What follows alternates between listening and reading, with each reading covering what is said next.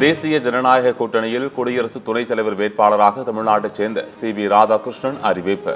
மகாராஷ்டிரா ஆளுநராக உள்ள சி.வி. ராதாகிருஷ்ணன் துணை ஜனாதிபதியாக வாய்ப்பு.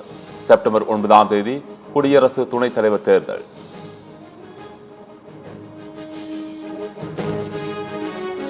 பிரதமர் மோடி தலைமையில் நடைபெற்ற பாஜக நாடாளுமன்ற குழு கூட்டத்தில் சி.வி. ராதாகிருஷ்ணன் துணை ஜனாதிபதி வேட்பாளராக தேர்வு. பாஜக தேசிய தலைவர் ஜே.பி. நட்டா அறிவிப்பு.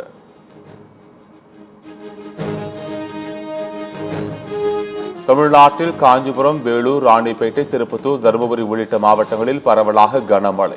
நீலகிரி, கூடலூரில் கொட்டி தீர்த்த கனமழையினால் வீடுகளில் முடங்கிய மக்கள். சென்னை, திருவள்ளூர், செங்கல்பட்டு, காஞ்சிபுரத்தில் பலத்த காற்றுடன் கனமழை. ராயபுரம், தண்டையார்பேட்டை, சோழிங்கநல்லூர் உள்ளிட்ட இடங்களில் பெய்த கனமழையினால் வெப்பம் தணிந்தது.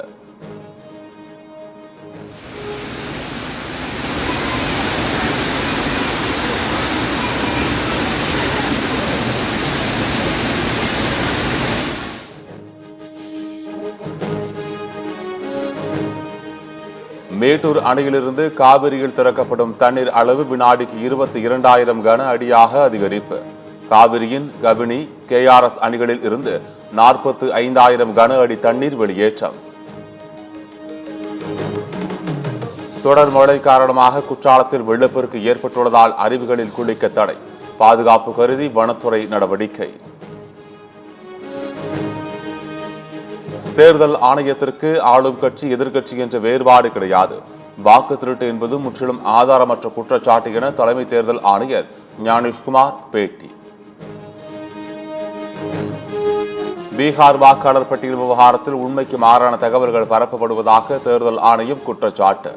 வாக்கு திருட்டு குற்றச்சாட்டுகள் அரசமைப்பை அவமதிப்பதாக தேர்தல் ஆணையர் விளக்கம்.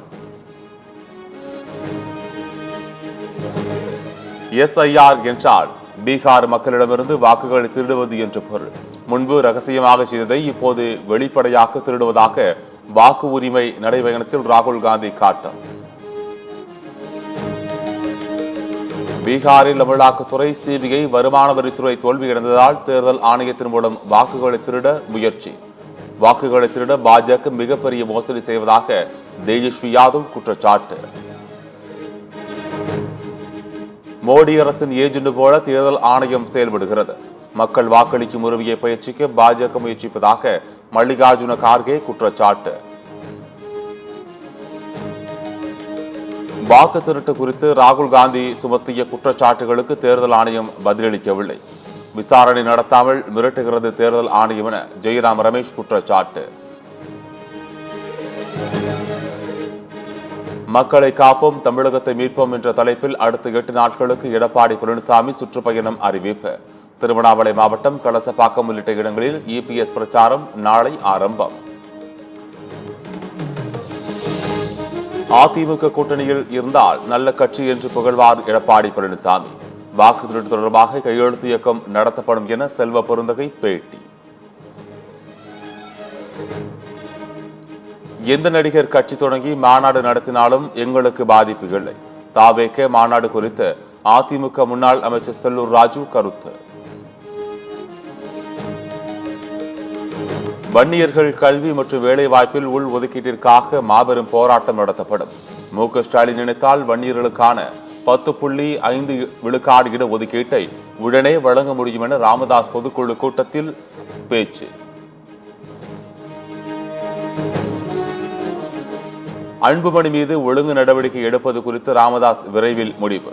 தவிர்க்க முடியாத கட்சியாக இருந்த பாமகவில் குழப்பம் ஏற்பட்டுள்ளதாக G.K. மணி பேட்டி. புதுச்சேரியில் ராமதாஸ் நடத்திய பாமக பொதுக்குழு செல்லாது. அன்புமணி தலைமையில் செயல்படும் பாமகவை எந்த வகையிலும் கட்டுப்படுத்தாது என வழக்கறிஞர் பாலு பதில். அனைத்து சமுதாயத்திற்கும் சாதிவாரி கணக்கெடுப்பு அவசியம். திராவிட மாடல் பழைய அம்பாசிடர் மாடல் என நடைபயணத்தில் அன்புமணி ராமதாஸ் கிண்டல். தொடர் விடுமுறையால் சொந்த ஊருக்கு சென்றவர்கள் ஒரே நேரத்தில் சென்னை திரும்புவதால் உளுந்தூர்பேட்டை சுங்கைச்சாவடிகள் போக்குவரத்து நெரிசல். 2 கிலோமீட்டர் தொலைவுக்கு அணிவகுத்து நிற்கும் வாகனங்கள். திருச்சி சென்னை தேசிய நெடுஞ்சாலையில் விழுப்புரம் அருகே 3 கார்கள் அடுத்தடுத்து மோதி விபத்து. கார் தீப்பற்றி எரிந்ததால் பரபரப்பு.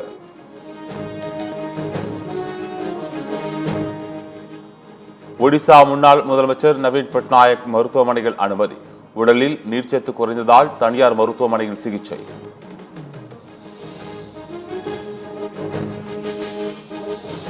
ஜம்மு காஷ்மீர் கத்துவா நிலச்சரிவில் சிக்கி இறந்தவர்களின் உடல் ராணுவ ஹெலிகாப்டரில் மீட்பு. நிலச்சரிவில் மேலும் பலர் உயிரிழந்திருக்கலாம் என அச்சம்.